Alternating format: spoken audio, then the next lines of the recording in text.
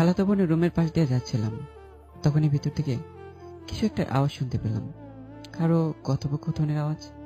Please আমাকে ছেড়ে দাও। আজ আমার বিয়ে। আমি কিছুতেই তোমার সাথে ওইসব করতে পারবো না। কেউ দেখে ফেললে সমস্যা হবে। কেন? আগে যখন করতে তখন তো খুব ভালো লাগতো, এখন কি হলো? আজ আমার বিয়ে, আর আমি চাই না তোমার জন্য কোনো সিক্রেট হোক এখানে। ও, আমি সিক্রেট করি? আচ্ছা, আমার কাছে যে ভিডিও ফুটেজ আছে আর ছবিগুলো আছে, ওইগুলো সবাইকে দেখিয়ে তোমার বিয়েটা ভেঙে দেই।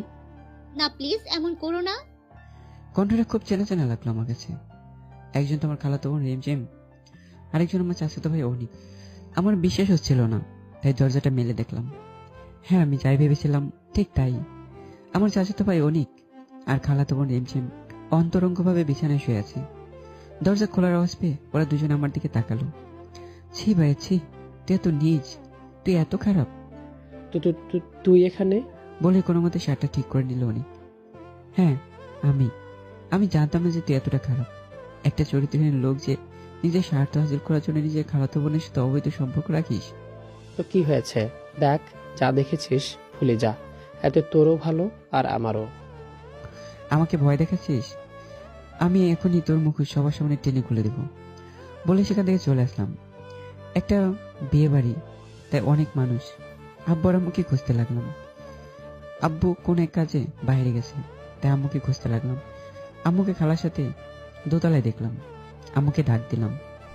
কিরে, কি হয়েছে? এভাবে ডাকলি কেন? আম্মু, তোমাকে কিছু বলার আছে। বল তাড়াতাড়ি। আম্মুকে সবটা বললাম। আম্মু সবটা শুনে বিশ্বাস করতে চাইল না। পাশে যে খালা দাঁড়িয়ে ছিল সেটা খেয়াল করিনি। খালাও সবটা শুনে ফেলেছে। তুই প্রমাণ করতে পারবি? আরে খালা, তুমি কি প্রমাণ করতে বলেছো? যেগুলো আমার মেয়ে আর অনেকের নামে বললি। খালা যখন শুনে ফেলেছে তখন প্রমাণ করাই যায়। আমি মাকে এবং খালাকে নিয়ে রিমঝিমের রুমে গেলাম। রুমে রিমঝিম বসেছিল। অনিক হয়তো চলে গেছে। কিরে, তোর নামে কি শুনলাম? একথা বলার সাথে সাথে রিমঝিম খালাকে জড়িয়ে ধরে কাঁদতে লাগলো। ভাবলাম হয়তো ভুল বুঝতে পেরে এমনটা করছে, কিন্তু ও অন্য কাজ করলো। আম্মু, খালা, সাব্বির আমাকে। রিমঝিম ফুপে ফুপে কান্না করছে।